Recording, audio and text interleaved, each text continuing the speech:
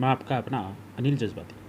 आज हम कवि बिहारी के बारे में जानेंगे और उनके प्रसिद्ध जो दोहे हैं, उनके वस्तुनिष्ठ जो प्रश्न हैं उनके बारे में जो फर्स्ट ग्रेड व सेकंड ग्रेड में आएंगे। बिहारी जी का जन्म व मृत्यु कब हुई? देखिए, बिहारी का जन्म 1595 ईस्वी में व मृत्यु 1663 ईस्वी में हुई। बिहारी जी का जन्म कहाँ हुआ? अगला प्रश्न है, बिहारी जी का जन्म कहाँ हुआ? उत्तर देखिएगा, बिहारी जी का जन्म ग्वालियर के निकट बसवा नामक गांव में हुआ। 3 नंबर पे देखिए, बिहारी जी के पिताजी का क्या नाम था? उत्तर है केशव राय। बिहारी जी के पिता का नाम केशव राय था। 4 नंबर पे देखिए, बिहारी जी आमेर के किस राजा के दरबारी थे? बिहारी जी जयपुर में जो आमेर है वहाँ पर जो राजा है उस राजा या किस राजा के दरबारी थे? राजा मिर्जा जयसिंह। राजा मिर्जा जो जयसिंह है उनके वो दरबारी थे। बिहारी जी किस युग के कवि हैं? बिहारी जी रीतिकाल के कवि हैं।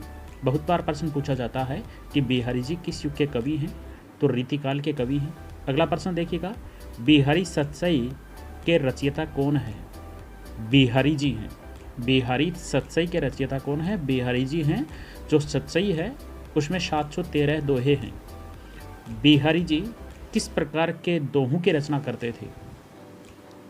यानी बिहारी जी हैं, उन्होंने किस प्रकार के दोहों की रचना की है? उत्तर देखिएगा, नीति, श्रृंगार, भक्ति, प्रकृति चित्रण, ज्योतिषी एवं बहुआयामी ज्ञान के, इस प्रकार के दोहों की उन्होंने रचना की है। अगला प्रश्न देखिए, बिहारी जी किस संप्रदाय में दीक्षित थे? उत्तर है निम्बार्क संप्रदाय। अगला प्रश्न देखिए, बिहारी जी ने किसकी भक्ति की है? उत्तर है राधा व कृष्ण की। बिहारी जी ने राधा व कृष्ण की भक्ति की है। अगला प्रश्न देखिए, बिहारी जी के काव्य की विशेषता क्या है? उत्तर देखिए, बिहारी जी की काव्य की विशेषता, उत्तर उक्ति, वैचित्र्य, अन्योक्ति, अर्थ गांभीर्य, अर्थ विस्तार, अलंकारिकता, कल्पना की समाहार शक्ति, इनकी प्रमुख काव्य की विशेषताएं हैं। अगला प्रश्न देखिए, बिहारी जी ने अपनी बहुबाधा हरने की किससे प्रार्थना की है या करते हैं? उत्तर है राधा जी से। अगला प्रश्न देखिएगा, मेरी बहुबाधा हरो राधा नागरी सोई, राधा जी की क्या विशेषता बताई गई है? कि वे संसार की बाधा हरने वाली हैं और चालाक हैं। ये राधा जी की विशेषता बतलाई गई है। अब आगे देखिए,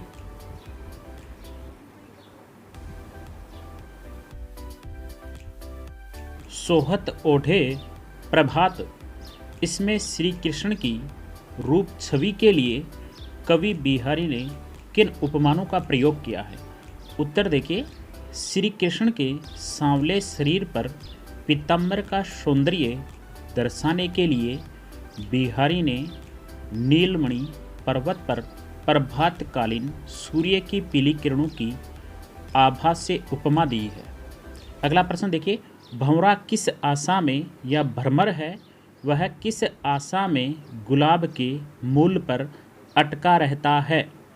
उत्तर देखिए, कि एक दिन गुलाब पर बसंत ऋतु में फिर फूल आएंगे और वह उसका मीठा रस पिएगा। अर्थात पतझड़ का मौसम आया है, उसके पश्चात फिर से बसंत ऋतु आएगी और वह जो फूल है उस पर जो कली आएगी उस फूल का रस ग्रहण करेगा। अगला प्रश्न देखिए, इसी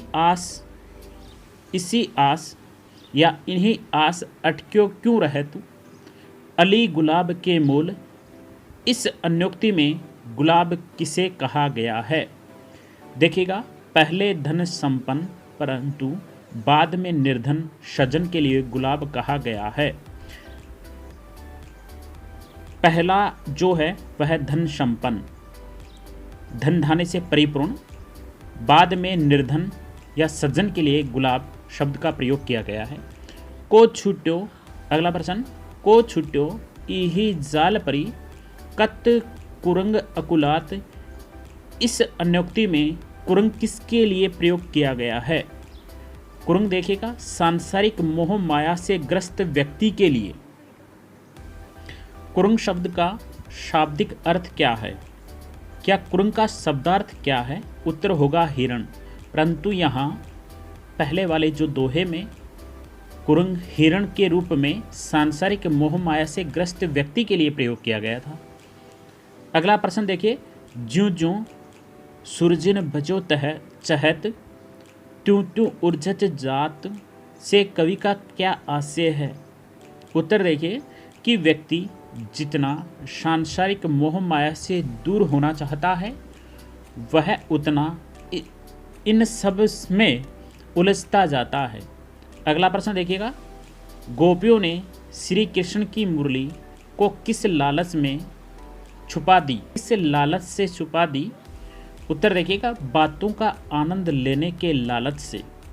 अगला प्रश्न देखिएगा, बिहारी जी के अनुसार वे कौन से प्रमाण थे जो यह बताते हैं कि मुरली गोपियों ने छुपा ली है? उत्तर देखिएगा गोपियों की बोहें भ्रमर जो हंसती हुई प्रतीत हो रही हैं। अगला प्रश्न देखिएगा, नाची अचानक ही उठे बिन पावस बन मोर। नाची अचानक ही उठे बिन पावस बन मोर जानत ही नंदित करी यह दसी नंदी किशोर में कौन सा अलंकार है? उत्तर देखिएगा इसमें विभावना अलंकार, भ्रांतिमान अलंकार और अनुमान अलंकार व अनुप्रास अलंकार का भी प्रयोग किया गया है। विभावना, भ्रांतिमान, अनुमान व अनुप्रास अलंकार। अगला देखिएगा, आगे प्रश्न देखिएगा,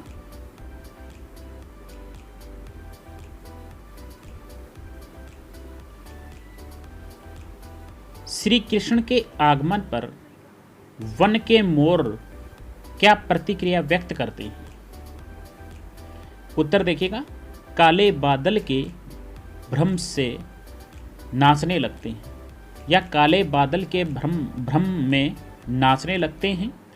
अगला प्रश्न देखिए, चतुर चित्रकार जो नायिका की रूप सौंदर्य का चित्रण या चित्र बनाना चाहते थे वे सफल क्यों नहीं हो पाए या वे सफल क्यों नहीं हुए? उत्तर देखिएगा क्योंकि सौंदर्य पल पल परिवर्तित होता है। अगला प्रश्न देखिएगा, लिखन बैठी जाकी छवि गही गही गर्व गरूर भय न कहते जगत के चतुरे चितरे कूर में प्रयुक्त अलंकार कौन सा है? उत्तर देखिएगा इन पंक्तियों में प्रयुक्त अलंकार वक्रोक्ति अलंकार, विशेषोक्ति अलंकार व अतिशयोक्ति अलंकार का प्रयोग किया गया है। अगला प्रश्न देखिएगा, झुलमली का शब्दार्थ क्या है? झुलमली का शाब्दिक अर्थ या झुलमली का शब्दार्थ क्या है? उत्तर देखिएगा कान का आभूषण, झुलमली यानी कान का आभूषण। अगला प्रश्न देखिएगा, नायिका की कान की झुलमती झिने वस्त्र से कैसी प्रतीत हो रही है? उत्तर देखिए जैसे कल्प वृक्ष की डाल सागर में अपने पत्ते के साथ लहरा रही है। अगला प्रश्न देखिएगा, कहत नटत रिझत खिजत मिलत खिलत लजियात भरे भोन में करत है नैनन हूँ शो बात पद में कौन सा गुण व रस है? इस पंक्ति में माधुर्य गुण का प्रयोग किया गया है वह श्रृंगार रस है। अगला प्रश्न देखिएगा, भरी सभा में नायक नायिका क्या करते हैं? भरी सभा में नायक व नायिका नैनों से बात करते हैं। अगला प्रश्न देखिएगा, किसी भी अंक के बिंदु लगा देने से वह कितना गुना हो जाता है? उत्तर होगा 10 गुना।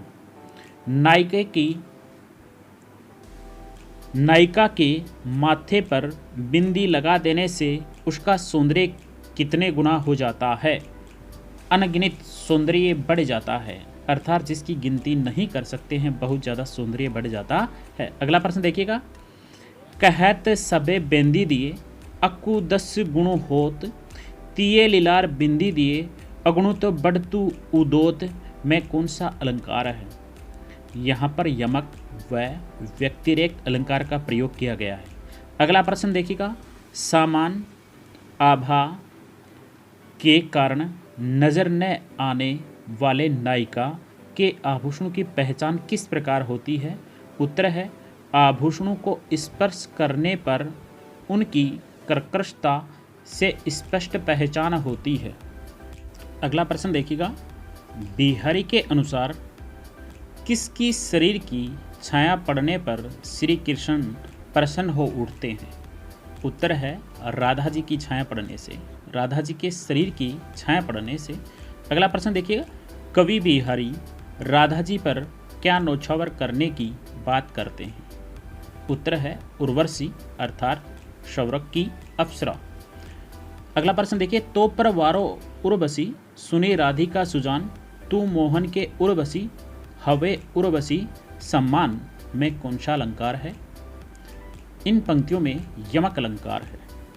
अगला प्रश्न देखिएगा, बंधु भय का दीन के को त्यारो रघुराई में बिहारी जी का मूल भाव स्पष्ट कीजिए। उत्तर देखिएगा, श्री कृष्ण को उल्हाना देते हुए बिहारी कहते हैं कि गरीबों के बंधु होने का कोई फायदा नहीं, आपने कभी किसी का भी उद्धार किया है।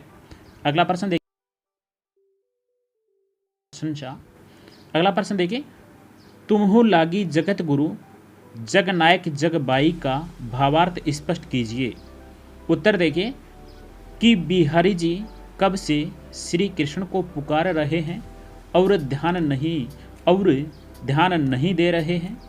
उन्हें विश्व गुरुओं का जो हवा लगी है वही हवा लग गई है।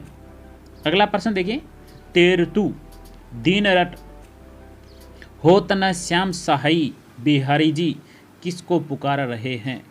इसका अर्थ होगा श्री कृष्ण, यानी श्री कृष्ण को वो पुकार रहे हैं। अगला प्रश्न देखिए, टूटे टूटे फिरत हो झूठे बिरद कहाई में कौन सा अलंकार है?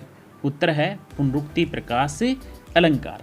अगला प्रश्न देखिएगा, ज्यों ज्यों बूढ़े श्याम रंग त्यों त्यों उज्ज्वल होए में कौन सा अलंकार है? उत्तर है, विरोधाभास। आरपीएससी 2019 में पूछा गया प्रश्न है। अगला प्रश्न देखिएगा, कब को टेर तू दीन रट जग नायक जग बाई प्रस्तुत दोहे में कवि किसे उल्हाना देते हैं? प्रश्न उत्तर होगा श्री कृष्ण को। अगला प्रश्न देखिएगा, बिहारी सत्संग में किस रस की प्रधानता है? उत्तर है, श्रृंगार रस की प्रधानता है।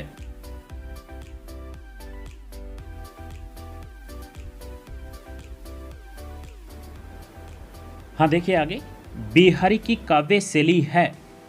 उत्तर होगा मुक्त काव्य शैली। बिहारी जी किस काव्य धारा के कवि थे? उत्तर है, रीतिसिद्ध काव्य धारा के। अगला प्रश्न देखिएगा, मेरी बव बाधा हरो राधा नागरी सोई, इस कथन से बिहारी जी किस संप्रदाय के भक्त प्रतीत होते हैं? राधा वल्लभ संप्रदाय के भक्त प्रतीत होते हैं। भजन कहो तात्यो भजो भजो न एको बार, दूरी भजन जात्यो कहो सोतो भजो गवार, पद में कौन सा अलंकार है? उत्तर है, यमक अलंकार। अगला प्रश्न देखिएगा, अजो त्रियोना ही रहो श्रुति सेवक एक रंग, नाकबास बेहरी लहो बसी मुक्तन के संग का भावार्थ स्पष्ट कीजिए। उत्तर देखिए कि व्यक्ति को श्रेष्ठ गुणों वाले व्यक्ति की संगत कर श्रेष्ठ स्थान प्राप्त कर लेना चाहिए। अगला प्रश्न देखिए, अजी त्रियोना मुक्तन के संग में कौन सा अलंकार है? अज सलेस अलंकार।